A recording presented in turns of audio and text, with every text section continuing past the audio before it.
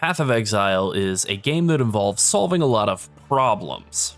I'm certainly not the first person to make that observation, but I am happy to piggyback on the long list of other people who I have heard say that over the years, and I think they're all correct. You solve resistances, you solve stats, map mods, and a lot of other problems that the game throws at you. For me, the most annoying problem and the most satisfying problem to solve is elemental ailments. Hi, it's Larold, and I'm going to talk about all of the tools, most of the tools anyways, that I use to solve elemental ailments while playing a character, cover a broad range of approaches you can use depending on your build and your budget, and talk about how to craft some valuable gear that you can use for this purpose or to sell on to other people who are too lazy to make it themselves. But first, don't forget to like and subscribe. I never thought I would be comfortable with self-promotion, and I was right. I'm still not, but we just hit 12,000 subscribers, and that feels really amazing. Thank you to everyone who has supported us in the handful of months that we've been running this channel. We're hoping to hit 20,000 subscribers by the end of the year. Is that achievable? I don't know, but why not? I dare to dream. PoE 2 is coming, and I think the rest of this year is going to be pretty amazing. Well, anyways, on with the rest of the video. So what are ailments? They're freeze, shock, ignite. They're bad. There's also Sap, Brittle, and Scorch. They're less common, but they're also still bad. Now, there are a handful of Cheapo Depot options that you can use during the campaign, and especially as you've transitioned out of the campaign and just into the first bit of mapping, and these are kind of what I start out with. Brine King is an obvious one. I always try to rush as soon as I can get a Divine Vessel to capture whoever it is. In this league, it's Tanner Lightfoot, I believe he's in the Coral Reef map, to get that chance to avoid being frozen. That's super valuable. Getting reduced effective chills, also good. You know, this isn't great, but it's good enough to get the job done initially. As for my minor Pantheon options, I usually default to Aberrath. Being immune to Burning Ground is really helpful. Having less duration of Ignite is fine, but Burning Ground in particular is just really nasty. It tends to scale off of enemy life. Well, I mean, it does scale off of enemy life, so when you're doing things like Blight, for example, and there are fire lanes, and maybe it's a more monster health Blight map, some of those monsters can have bajillions of health, and that means that their Burning Ground is going to do bajillions of damage. So Burning Ground is one of the most annoying things in the game, something that can really kill you. So I just always like to have Aberrath kind of as my default. Now, sometimes I'll use Garricon. Shock can be really nasty, especially on builds that do self-damage, like the one I'm currently playing. When you have a shock on you, suddenly instead of taking like 10% of your health with every attack, you're now taking like 60%. It can be really brutal. And then the third minor Pantheon that I really lean on a lot is Shakira.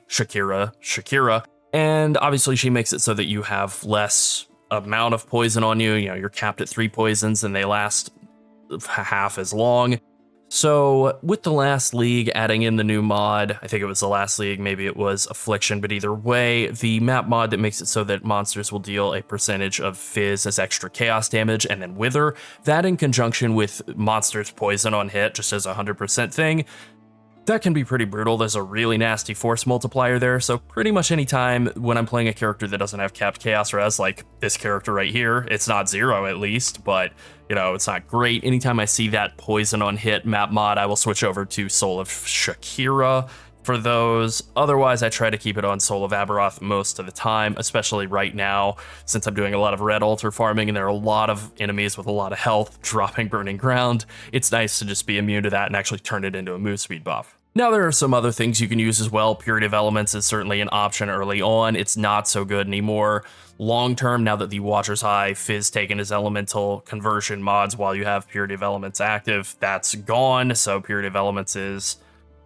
kind of a bad option now, but still useful really early on, useful during the campaign, and you know, that's about all that I think I would use it for anymore. During the campaign, maybe shortly afterward when your resistances really suck and you're struggling to just stop getting frozen or killed by Ignite every like 2 seconds in your first bit of white mapping.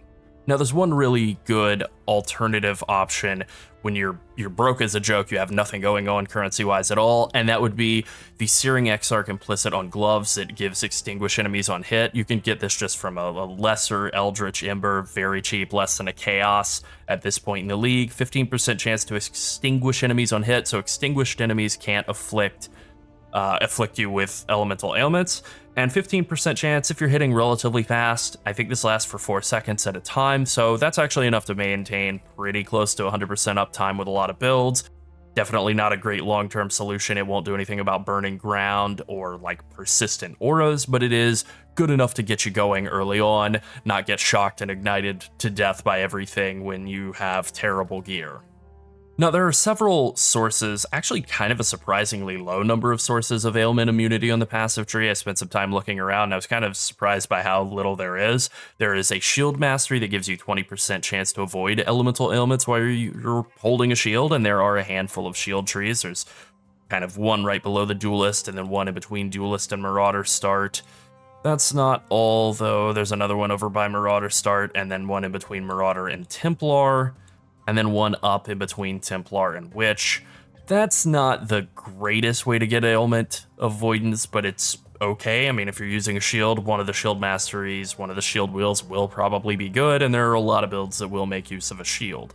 Now, there's also the Crystal Skin wheel. This gives you 20% elemental ailment avoidance, and also 1 max all res, which is really good. You get 10% chance to avoid on the way to it, but then you take one of these other kind of crappy nodes. Very few builds will ever actually come in and take the nodes on the way down to Crystal Skin. More likely you will see builds that have a lot of damage already built into them and are trying to add more tankiness take Crystal Skin as an anoint.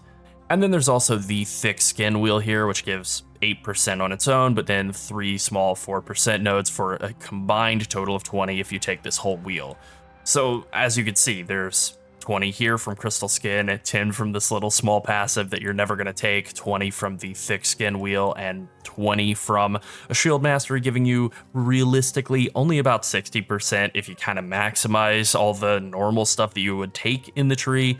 Not actually all that much from the passive tree. Kind of surprising to me, to be honest.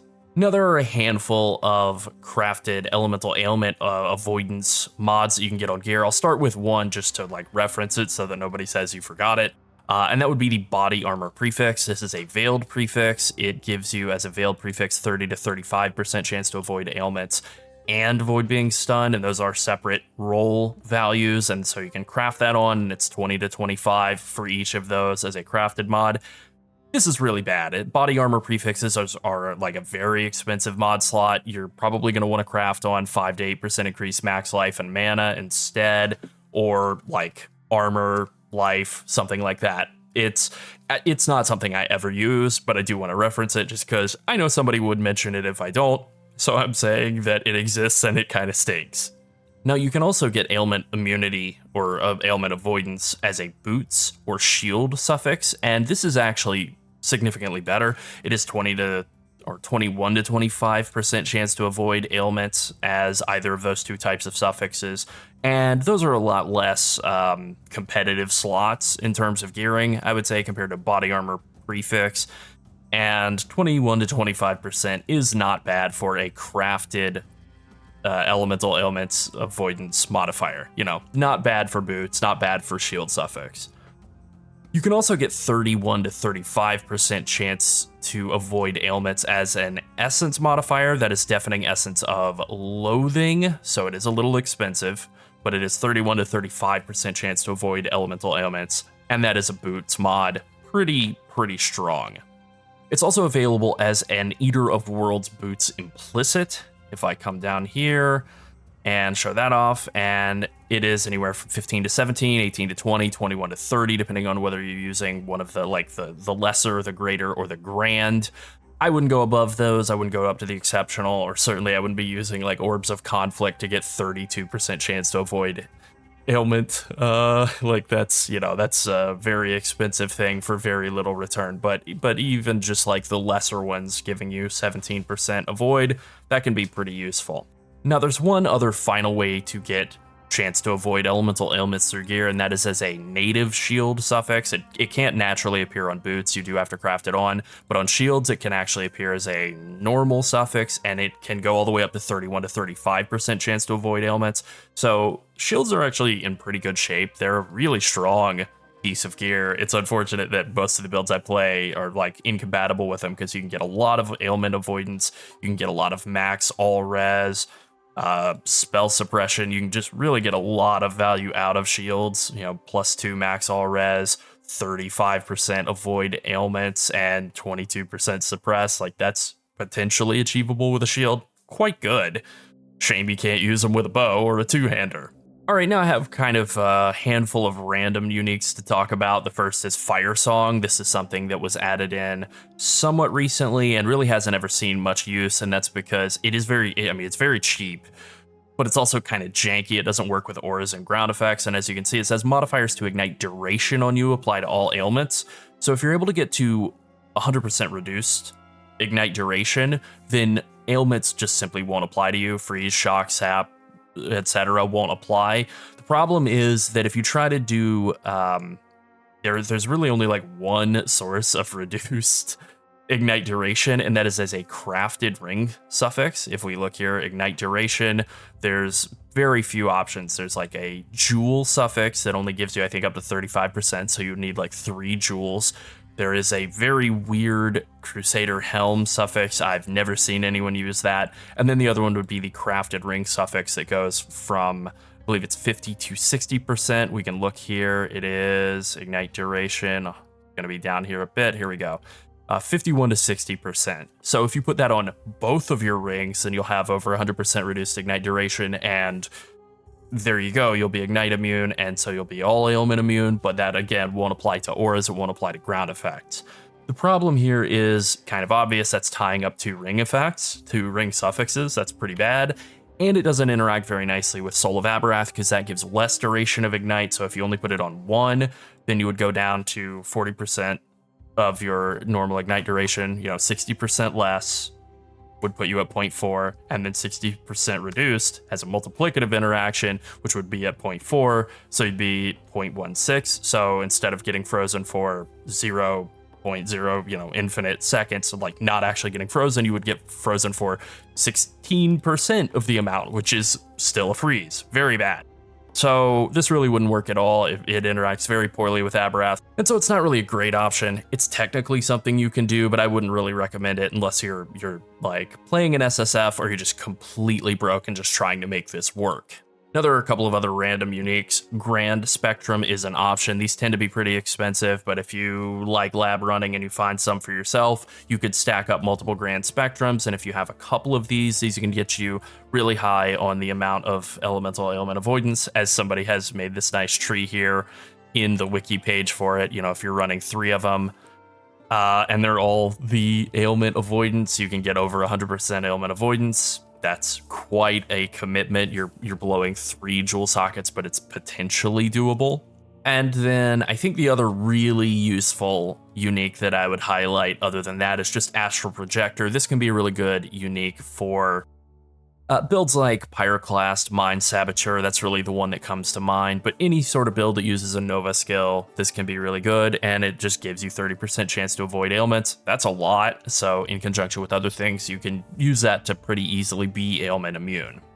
All right, now I'm going to talk about the big 2, by far the 2 strongest ways to become ailment immune. They have the lowest opportunity cost in terms of sacrificing player power, and so because of that, they are the most expensive in terms of currency. Right now, I think Ancestral Vision are over 10 divines, Stormshroud is over 6 divines at the absolute moment that I'm saying this. I know I just bought one that was, it has a nice corruption on it, so it's about twice that, but they're about 6 divines or so right now. A little bit expensive, but definitely worth it if you're able to afford it. And so Stormshroud makes it so that your chance to avoid being shocked applies to all ailments. This is great. If you can get a 100% chance to avoid being shocked, then you're immune to all ailments, including ground effects. And the same goes for Ancestral Vision. You have 50% chance of 50% of your suppression chance will apply to your elemental ailment avoidance, so that if you're suppression capped, which that is kind of the goal if you're going for suppression at all, you'll just get a free 50 LE ailment avoidance, and then you just need to fill out the other 50%, and then again, you're at 100% now, nothing applies to you at all. So let's start with Stormshroud. I think that's the more challenging of the 2 to kind of make work in your gear. It is the one that I prefer. Generally, I like Stormshroud more. I think it's more fun to put together, and there's really 3 ways to hit chance to avoid being shocked, and so I'm going to kind of show those off. The first one is to use what is generally referred to in the community as a bog moss flask. And this is just any utility flask with the rank 1 chance to avoid being shocked during effect. This gives you 51 to 55% chance to avoid being shocked during effect. And that is Bog Moss is the name of that suffix. The problem with this is you have to either be playing a Pathfinder or using a Mage Blood in order for this to work, because otherwise it's unreliable and kind of bad. If you're using a Mage Blood, then you need to have 52% chance to avoid being shocked, and then also use the prefix that gives you 25% increase to Flask, and use an Enkindling Orb that gives you 70% increase to the Flask, value of the Flask. That'll put you at 195%, and so 0.52 times 1.95 will put you at 101% chance to avoid being shocked. There you go. Pathfinder, pretty easy to pull that off. You just get enough Flask effect. Again, you get 100% increased Flask effect as a Pathfinder, basically, and then 50% chance to avoid being shocked. Now it's 100%. You're good to go. 100% uptime. Pretty easy to be. Pathfinder basically is Mage Blood, the Ascendancy. That's why I like it so much. But, those are kind of your only options for doing the Bog Moss approach. Now, the more common approach, the way that I like to go, and the way that I am literally going right now, is with crafted boots. So the way I like to do this is you'll start with whatever base you want. You could be Dex, Strength, whatever. I have gone with some Strength boots, so I'll just show off literally what I did just a little while ago. I started off with like 85 eye level Strength boots, and they had fractured move speed on them. You do want to start with fractured boots. You want a fractured prefix. It can be whatever. I prefer move speed because that's way harder to roll, and it will save you some headache and time down the line. It is more expensive initially to buy fractured move speed as opposed to, say, fractured life. But again, I think it's better in the end. I actually think it does wind up being cheaper long term, just a little bit more upfront cost. And then what you will do is you will use Deafening Essence of Torment, which gives you a chance to avoid being shocked. And you just slam these until you're happy with the life roll that you got on there, which honestly, that looks pretty great. At this point, what I would do is I would just craft on whatever crafted suffix I want. Generally speaking, I do like to craft a suffix in case I need to later on switch out like resistances or stats or something, give myself some freedom. And that is why I like to start with the fractured move speed in the first place, roll until I get a life roll that I'm happy with, and then give myself some freedom, some flexibility with my suffixes. So we'll do Fire and Chaos Res here, crafted, and then I just close my eyes, literally doing it right now, slam an Exalted Orb on there, and it gave Strength. Honestly, not bad. Pretty good. Now we're not done. At this point, I will then use Eldritch Currency.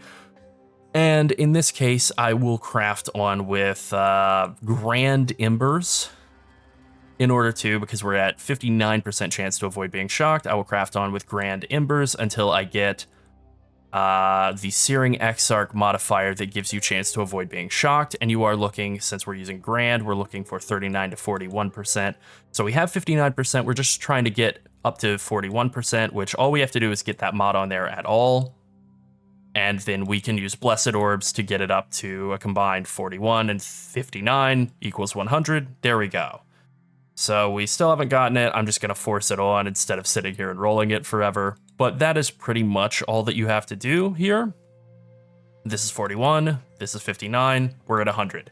Now, if we'd gotten unlucky and it was like a little bit lower, it was like 56%, then what we would do is we would just divine until we got up to 59, and then use Blessed Orbs as needed to get up to 40 or 41, hit 100%. Now, there is another way that we can go about this, and I'm literally just going to show my character in game, because I was sitting here spamming Grand Essences or Grand Embers on these boots over and over again, and I kept seeing this 5% increased action speed mod, which is very good and quite uncommon, and it was just getting very irritating to me. So I finally just bit the bullet and I said, okay, there is another way to get chance to avoid being shocked. It is an eye jewel suffix, and so I just bought an eye jewel that had over 41% chance to avoid being shocked, and I threw that into a Stygian Vice, and there we go. 47% from this eye jewel, 59% from the suffixes on these boots, and that's over 100%. That also works. And now I can use that increased action speed implicit from the Searing Exarch and actually still move 5% faster, attack 5% faster, war cry, and so on 5% faster. Talk 5% faster. That's pretty much all you have to do for the Stormshroud boots. So now I'm going to show off how to do the other set of boots, the boots that you would use for just more generic elemental ailment avoidance, which I do like to combine with Ancestral Vision. So we're going to start off the exact same way. We'll start off with just any old boots. I'll start with Dex boots. We'll go Slink boots, item level 86, 20 quality.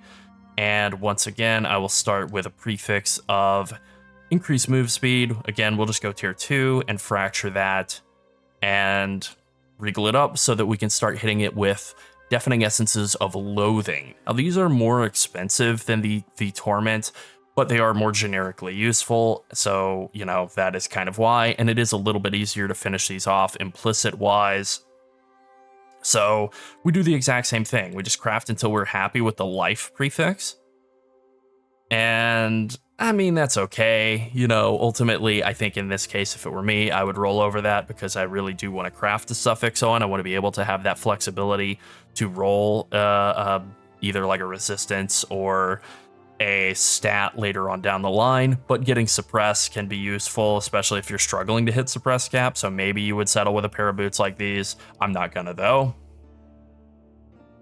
All right, I think at this point I will just force on T1 life. Oh my god, look at how lucky I am. Boom, T1 life, that's crazy. And then I would just craft on, as usual, let's say strength dex this time, craft on some stats, and then that's pretty much it for the crafting. There's nothing else left to close your eyes and exalt on, and so we would once again go to Eldritch Crafting, except instead of using Embers here, and instead of having to use Grand, because we got 35% chance to avoid elemental ailments as our suffix, we actually use Eater of Worlds to hit. As we can see here, Eater of Worlds is responsible for avoid elemental ailments, but Searing Exarch is responsible for avoiding Frozen, Ignite, and Shock. So we're just going to use Eater of Worlds Greater Ichors for a little while until we hit the chance to avoid elemental ailments, which I'm just going to go ahead and force that on at like a rank 2. And that's 20%, you know, depending on if we had gotten to 35% here. I mean, I guess we did. We could actually use the lessers potentially, just roll those until we get that. And that would be 15% chance here, 35% chance here. And as long as we are suppression capped elsewhere while using an Ancestral Vision, that would give us 50%, 35, 15, and 50 is 100. So we're good. We can Blessed Orb it up a little bit. I guess we can't Blessed Orb it up. Never mind. The crafter won't count it, but that's fine. There we go. We're a little over 100. Doesn't do anything extra, just makes you feel nice. And that's pretty much it for this pair of boots here. Now, if you're getting an ailment avoidance from other sources like the passive tree or the shield mastery, you can feel free to adjust accordingly. You won't need to use the implicit at all. But bear in mind the Eater of World boot implicit mods usually aren't that great for a variety of builds. Most of the other stuff here is like chance to avoid being poisoned or like various Warcry buff effects. Cooldown recovery rate can maybe be useful for some builds, but it's relatively uncommon. It's pretty much just trigger builds. So because of that, you're not really like losing a lot by getting that ailment avoidance through both your boot suffix and your boot implicit. This is a pretty valuable boot crafting recipe and something that I have used to substantially increase the value of fractured move speed boots that I find over the years. I will get a pair of fractured move speed boots, and instead of just selling them off for like one divine uncrafted, I will craft them up a bit like this and then sell them off for 4 times as much. Why not? And now that you know how to make them, you can save yourself a bit of currency by not having to buy them from other people, or potentially even make some currency by crafting and selling these off to people who didn't want to spend the time crafting them for themselves. Alright, so those are the main things I use to fix elemental ailments on most of my builds. A good Stormshroud or Ancestral Vision can be expensive at this point in the league, but they are a good investment, and learning how to craft both kinds of these elemental immune boots is a really valuable skill to add into your crafting repertoire. That's it. Thanks for watching, and good luck in the league. Bye.